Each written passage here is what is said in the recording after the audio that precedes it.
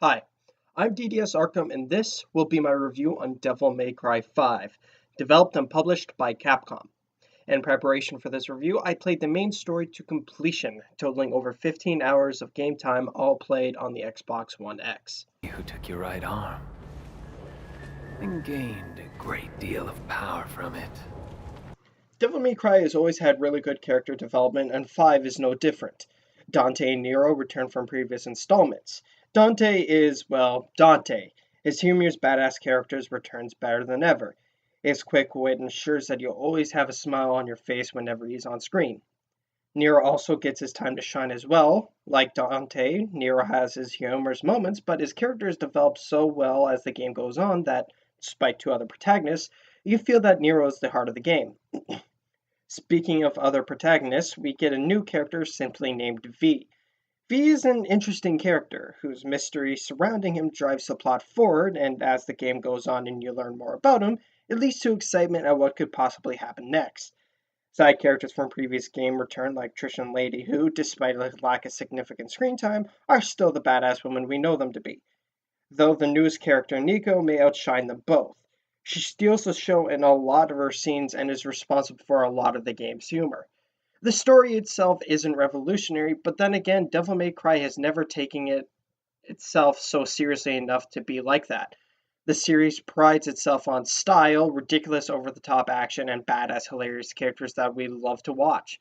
5 delivers on all of this, which is the most we can ever hope for. He's turning on and those toilets need flushing. Water, gas, and power. Coming out of your cut. You're a real agency now.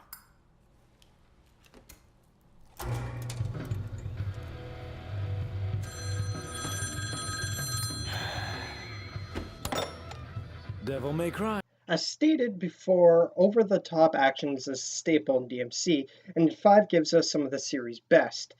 Each protagonist has their own playstyle that changes up how you'll fight through hordes of demons. Starting with Dante, he plays like he does in previous games, but with more fluidity. He's also the only one who can change weapons on the fly, with weapons like the classic Rebellion to using a freaking motorcycle. Stances return as well, though Dante can switch them mid-battle, granting different movesets. Nero serves as a more agile fighter. His weapons, Red Queen and Blue Rose, return with their mechanics intact. It's his new mechanical Devil Breaker arms that breathe new life into Nero's moveset. There are various arms that are variety in nature, from an arm that adds a new dodge to my personal favorite, an arm that sends a fist to repeatedly punch an enemy. While you have to be careful as these arms can break while using them, the game offers plenty of ways to get new ones. V, however, is drastically different from Dante and Nero. He controls 3 demons that do the fighting for him while he stays far back, though only V can land the finishing blows to enemies. This playstyle is unique for Devil May Cry, but still manages to be really fun.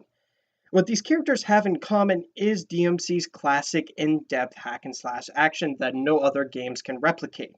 While I think they made it a bit too easy to revive after being defeated, using both red orbs and the amount of gold orbs you can get throughout the game, this is the best gameplay the series has to date.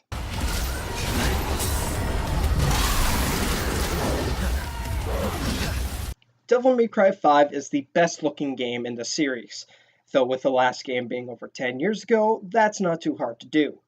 Though while the graphics and lighting are top notch in their own right, it's the animations that are the most impressive for me. While one character's facial animations are a bit wonky, the others are fantastically well done. Characters are designed with classic DMC style, and the enemies and bosses are the most uniquely designed and have the most variety in the series.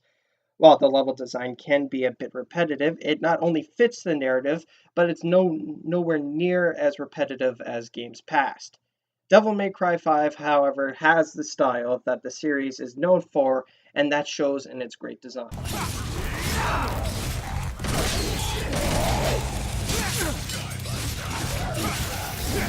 With the amount of sounds this game has in total, how well and clean they each sound is very good. Specifically Dante's and Nero's weapons, as each swing of a sword or a shot from their guns sound as powerful as they should be. The music is also phenomenal, from soft orchestral, almost fantasy-like music to the hard rock, blood-pumping music of songs like Devil Trigger. The music fits the game and adds to the most action-packed moments of the game as well. The voice acting here in the game is also excellent. The three main protagonists sound and perform just like their characters should, and no character here sounds abnormal. Devil May Cry 5 sounds great from top to bottom here, and rises above most action games in this generation. This is special. Special. Okay. So what's so special about this one? Devil May Cry 5 is the epitome of everything the series stands for. Badass and hilarious characters, outstanding action, and a killer soundtrack to boot. Devil May Cry 5 hits the jackpot for what fans want, while also delivering the best game in the series and one of the best action games in the generation.